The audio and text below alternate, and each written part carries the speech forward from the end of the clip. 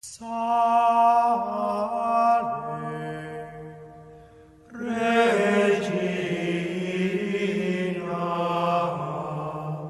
Mater misericordiae.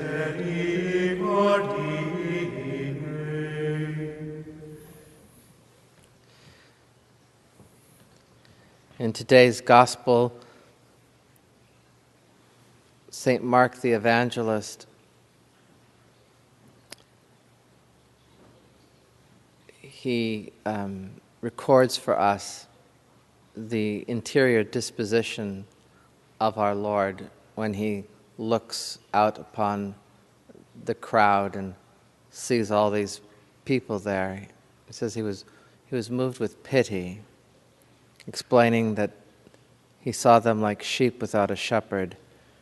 And then he gives us another detail. He says that he taught them at length, at great length. So when he saw all these people there who were looking for guidance and were looking to him for guidance because otherwise they felt as though they didn't have any, he stopped and taught them at great length.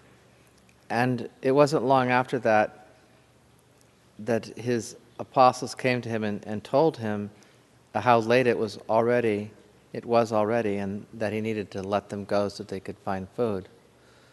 But our Lord didn't want to let them go. He wanted to teach them.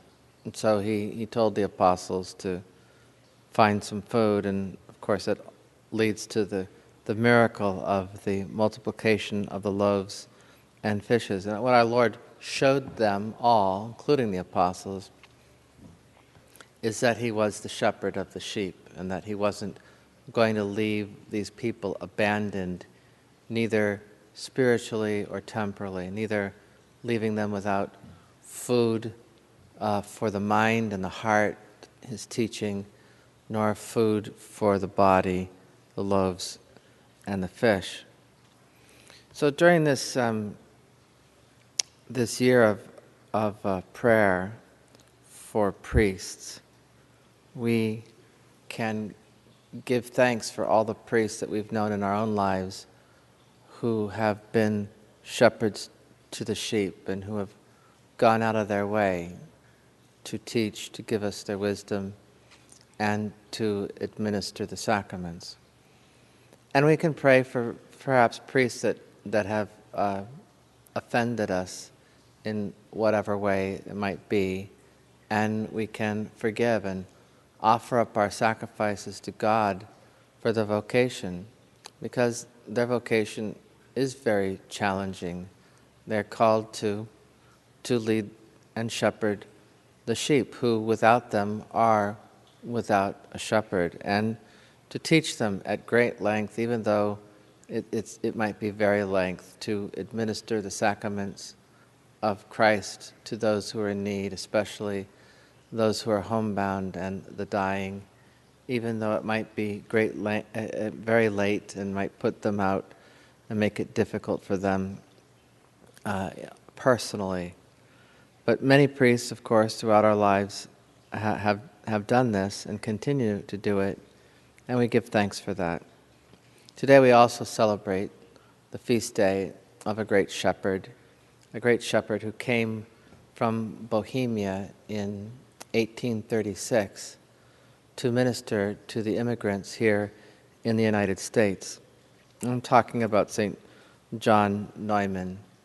He was a young man who had received the call to the priesthood and had completed his studies in the seminary and was waiting to be ordained, but his bishop became sick, and therefore the ordinations of the seminarians was put off.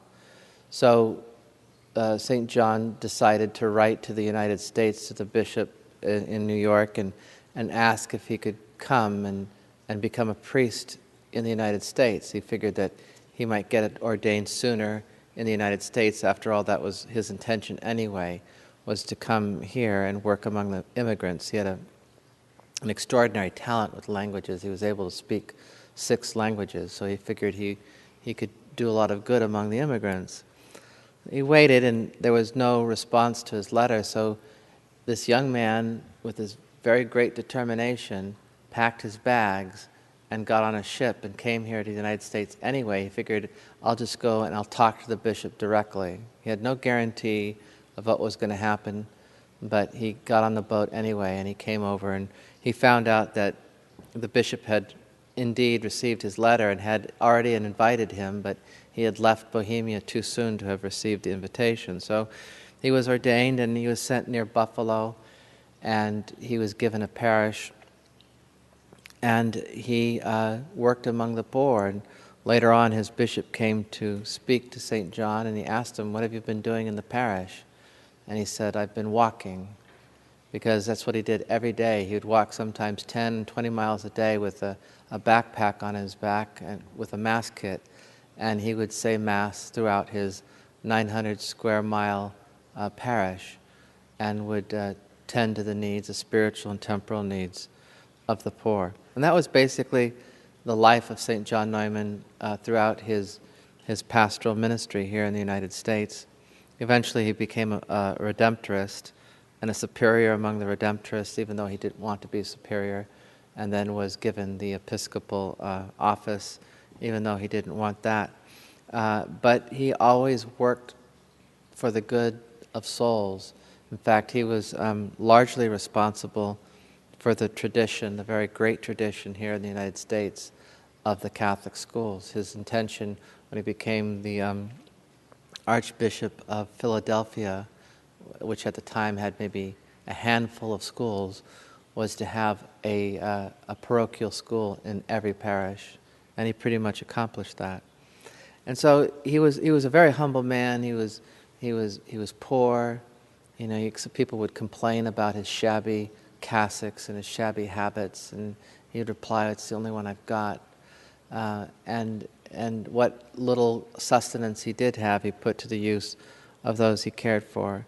And that's why we have such veneration for this great saint who ministered to the faithful of our country, and why we should pray to him as we do to St. John Vianney during this year for priests, that they may have and continue to have the same pastoral spirit that these great priestly saints had, that they were shepherds to the sheep who on whom our Lord looks with pity, because without his priests they are sheep without a shepherd, and they need to be taught many things and sustained not only with the loaves and fishes of this temporal life, but also with the bread of heaven.